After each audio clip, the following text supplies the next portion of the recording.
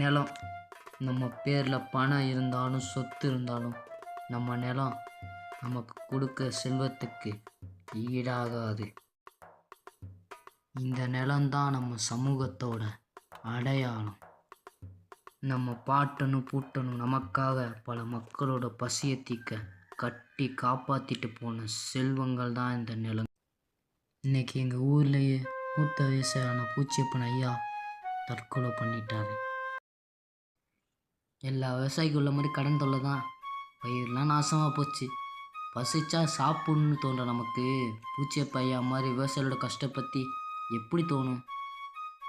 ஒரு விவசாயி என்றைக்குமே லாபம் பார்க்கறது இல்லைங்க. எப்படியாவது நம்ம உலகத்துக்கு வயிறார சாப்பாடு போடணுன்னு தான் நினச்சி விவசாயம் பண்ணுறாங்க. இன்றைக்கி உள்ள இளைஞர்கள் இந்த செல்ஃபோன்னால் விவசாயம் விளையாட்டெலாம் மறந்துட்டு இன்றைக்கி இவ்வளோ பெரிய உலகத்தை விட்டு இந்த சின்ன பொட்டிக்குள்ளே அடைஞ்சு கிடக்காங்க.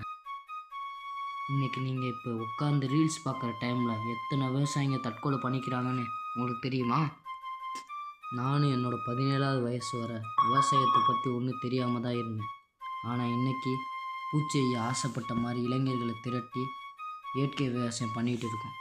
இது எங்களோட பெரிய இலட்சியாக மாற்றி எல்லா இளைஞர்களையும் நிலத்தில் இறங்கி விவசாயம் பண்ண ஒரு பசுமை புரட்சியை பண்ணுறது தான் என்னோடய இலக்கு. அந்த முயற்சியோட ஆரம்பம்தான் இந்த குறும்படம்.